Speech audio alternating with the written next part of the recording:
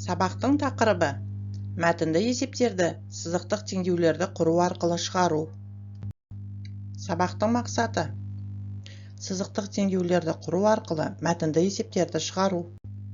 Сызықтық теңдеулер құру арқылы мәтінді есептерді шығару үшін есеп шартындағы белгісіз шамаларды x айнымалысы арқылы белгілеңіз.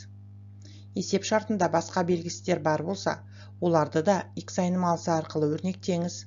Есеп шартына сәйкес теңдеу құрастырып, оны шешіңіз.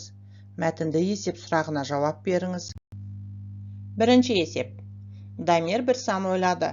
8-ден 3 бөлшегінің алымы мен бөліміне сол санды қосты. Шыққан бөлшекті қысқартқаннан кейін 5-ден 3 бөлшегі шықты.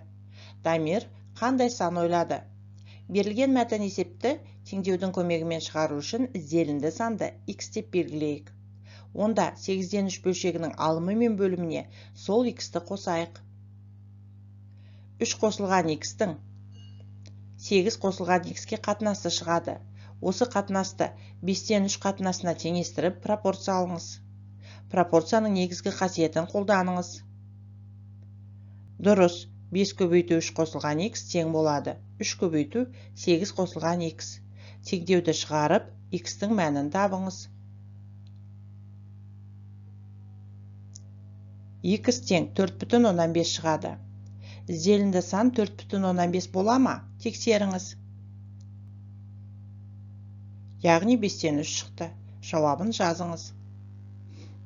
Дамир ойлаған сан 4,5-ке тең. Екінші есеп. 4 санның арифметикалық ортасы 32,4-ке тең.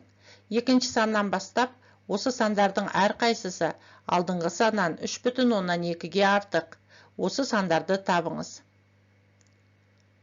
Алдымен x деп бірінші санды белгілеп алайық. Онда қалған сандарды осы x арқылы өрнектейтін болсақ, екінші санымыз x қосылған 3,2-ге.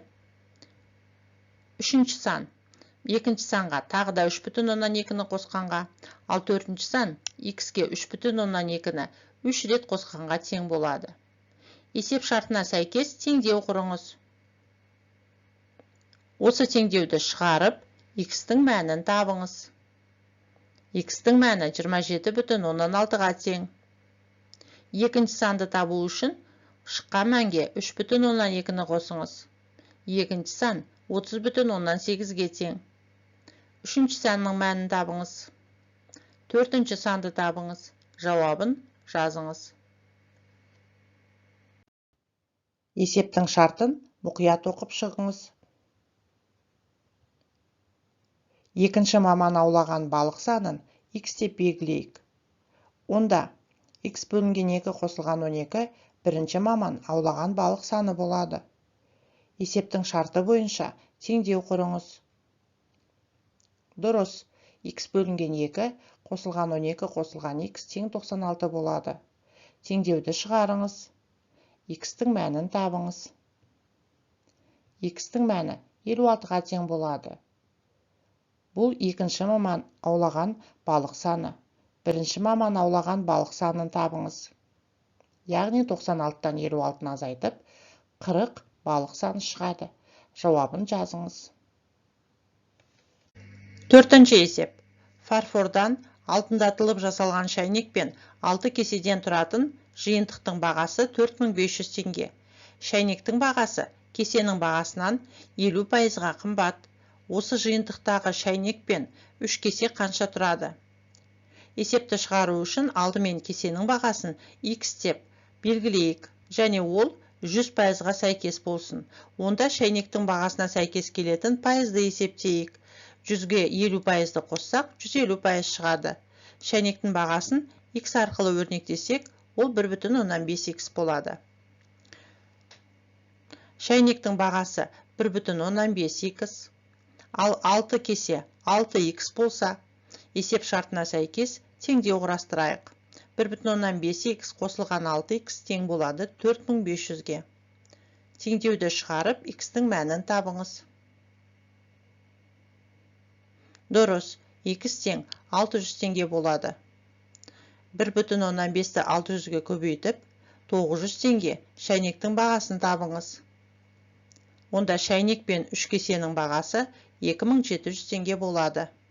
Жауабын жазыңыз.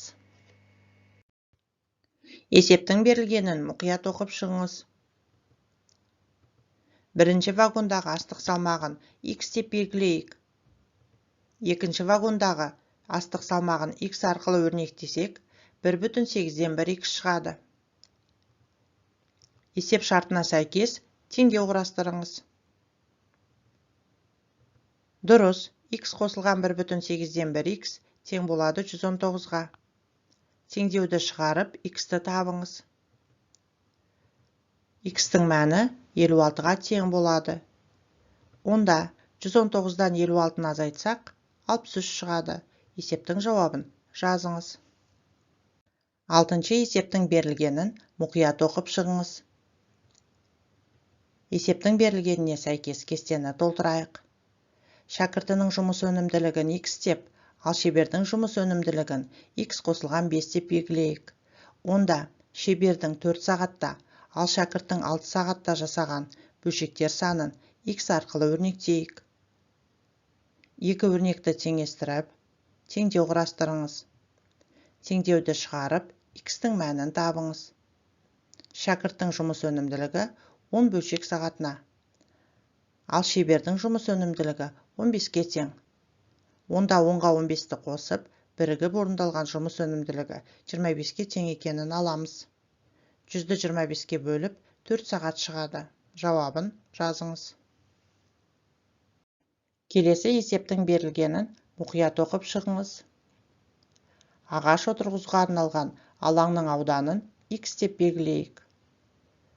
Онда бірінші күні ағаш отырғызылған ауданды X арқылы өрнектесек, яғни 38% ол 0,138-ге тең, 0,138X бірінші күні ағаш отырғызылған аудан болады. Ал екінші күні ағаш отырғызылған ауданды X арқылы өрнектесек, 32,8% 0,1328-ге тең, 0,1328-ді X-ке көбейтеміз. Есеп шарты бойынша теңдеу құрайық. Яғни 0,138X қосылған 0,1328X қосылған 7,3 тең X-ке. Теңдеуді шығарып, X-тің мәнін табыңыз. X тең болады 25-ке. Есептің жауабын жазыңыз. Есте сақтаңыз, сызықтық теңдеулер құру арқылы мәтінді есептерді шығару үшін есептің шарты бойынша белгісіз шаманы X айнымалысы арқылы белгілеңіз.